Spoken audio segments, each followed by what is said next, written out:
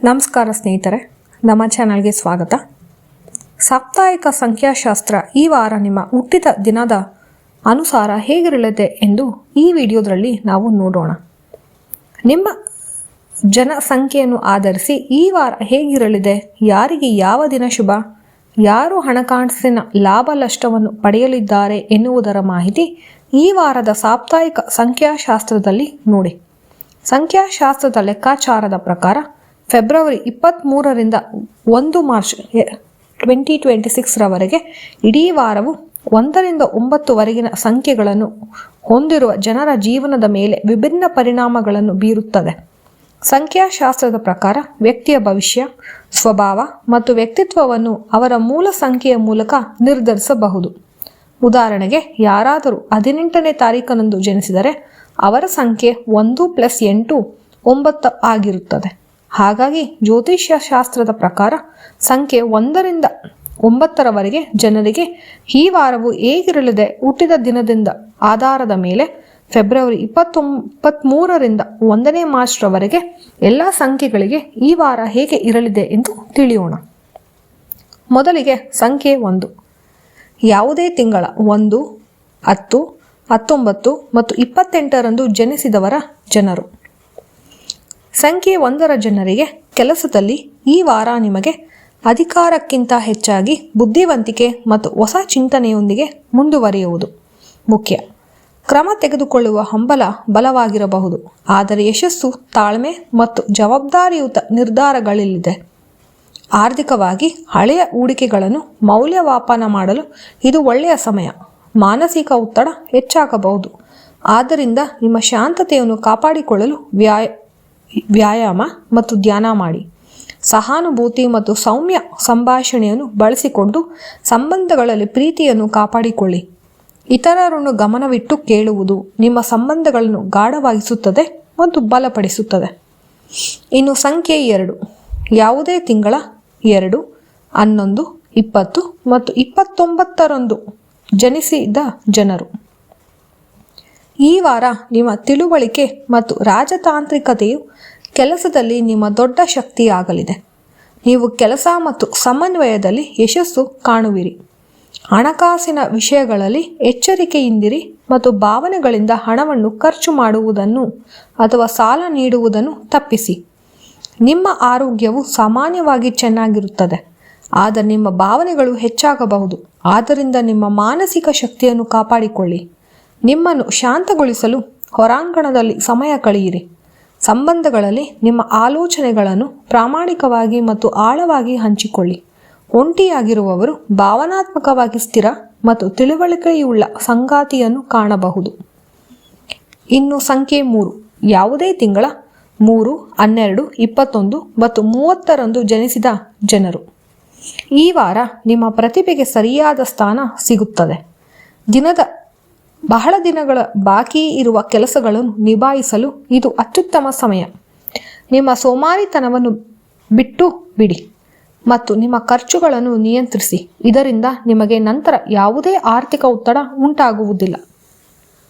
ನಿಮ್ಮ ಮನಸ್ಸಿನಲ್ಲಿ ಏಕಕಾಲದಲ್ಲಿ ಹಲವಾರು ವಿಷಯಗಳು ನಡೆಯುತ್ತಿರುವುದು ನೀವು ಸ್ವಲ್ಪ ಅಶಾಂತಿಯನ್ನು ಅನುಭವಿಸಬಹುದು. ಈ ಮಾನಸಿಕ ಶಕ್ತಿಯನ್ನು ಸೃಜನಶೀಲ ಅಥವಾ ಉತ್ಪಾದಕವಾದದ್ದಕ್ಕೆ ಹರಿಸುವುದು ಉತ್ತಮ. ಇದು ನಿಮ್ಮ ಮನಸ್ಸನ್ನು ಶಾಂತವಾಗಿರಿಸುತ್ತದೆ. ಈ ವಾರ ತಮಾಷೆ ಮಾಡುವುದು ಸರಿಯಾಗಿದ್ದರೂ ಕೆಲವು ಸಂದರ್ಭಗಳಲ್ಲಿ ಗಂಭೀರತೆಯನ್ನು ತೋರಿಸುವುದು ಸಹ ಮುಖ್ಯವಾಗಿದೆ. ನಿಮ್ಮ ಪ್ರೀತಿ ಪಾತ್ರರ ಜೊತೆ ಪ್ರಾಮಾಣಿಕತೆ ಮತ್ತು ಸರಾಗವಾಗಿ ಮಾತನಾಡಿ. ಇದು ನಿಮ್ಮ ಸಂಬಂಧಗಳಲ್ಲಿ ನಂಬಿಕೆಯನ್ನು ಮತ್ತಷ್ಟು ಹೆಚ್ಚಿಸುತ್ತದೆ. ಇನ್ನು ಸಂಖ್ಯೆ 4. ಯಾವುದೇ ತಿಂಗಳ 4, 13, 22 ಮತ್ತು 31ರಂದು ಜನಿಸಿದ ಜನರು. ಈ ವಾರ ನಿಮಗೆ ಕೆಲಸದಲ್ಲಿ ಸಾಕಷ್ಟು ಸ್ಥಿರ ಮತ್ತು ಸಕಾರಾತ್ಮಕವಾಗಿರುತ್ತದೆ.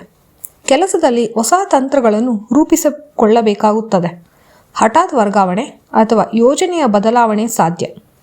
ಐಟಿ, ತಂತ್ರಜ್ಞಾನ ಮತ್ತು ಸಂಶೋಧನೆಗಳಲ್ಲಿ ತೊಡಗಿರುವವರು ಲಾಭವಾಗುತ್ತದೆ. ಹಠಾತ್ ಆರ್ಥಿಕ ಲಾಭ ಮತ್ತು ನಷ್ಟ ಎರಡೂ ಸಾಧ್ಯ. ಷೇರು ಮಾರುಕಟ್ಟೆಗಳಲ್ಲಿ ಅಪಾಯಗಳನ್ನು ತಪ್ಪಿಸಿ. ಹಳೆಯ ಸಾಲಗಳಿಂದ ನೀವು ಪರಿಹಾರವನ್ನು ಕಾಣುವಿರಿ. ಸಂಬಂಧಗಳು ಗೊಂದಲದಿಂದ ತುಂಬಿರಬಹುದು.